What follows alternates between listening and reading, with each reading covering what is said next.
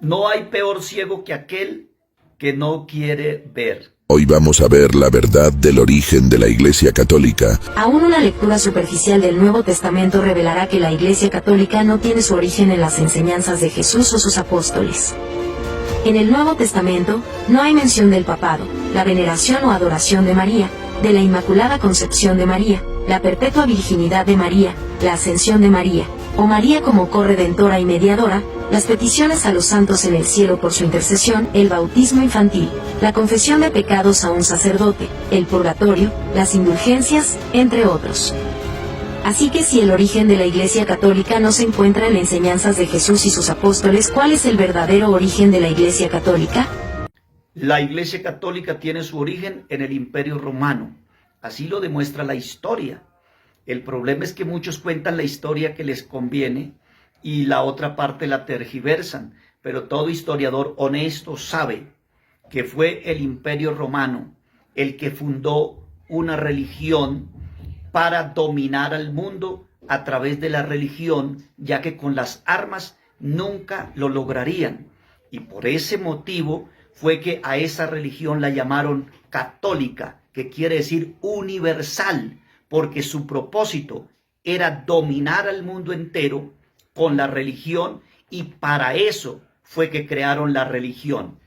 Y fíjese usted que en buena parte lo han logrado, porque hasta los presidentes más poderosos del mundo ya los hemos visto de rodillas en el Vaticano, rendidos a lo que diga la religión a través de su líder, que es el Papa. De modo que todos sabemos que la Iglesia Católica es de Roma, y Roma fue la que mató a los apóstoles, persiguió a los primeros cristianos, convocando la mal llamada Santa Inquisición para acabar con el cristianismo, haciendo vivir a los cristianos en las catacumbas que hasta el día de hoy existen en Roma. Y con todo y eso, se atreven a decir que ellos son la verdadera Iglesia de Cristo, cuando ellos fueron los verdugos de la verdadera Iglesia de Cristo. Solo que cuando ya se dieron cuenta que ni las puertas del Hades prevalecerían contra la verdadera Iglesia, entonces ellos implementaron el dicho que dice: si no puedes con tu enemigo, únete a él. Y ahí fue cuando el emperador Constantino legalizó el cristianismo y se hizo pasar por cristiano, no porque creyera en el cristianismo, sino porque él quería cristianizar todas sus costumbres paganas y usar el cristianismo como una estrategia del crecimiento de su imperio religioso, y así poder dominar al mundo con la religión. Constantino se negó a adoptar de lleno la fe cristiana, sino que continuó con muchas de sus creencias y prácticas paganas. Así también la Iglesia cristiana que Constantino promovió era una mezcla del verdadero cristianismo con el paganismo romano. Constantino descubrió que con la gran extensión del Imperio Romano, tan diverso y expansivo, no todos accederían a renunciar a sus creencias religiosas y abrazar el cristianismo en su lugar.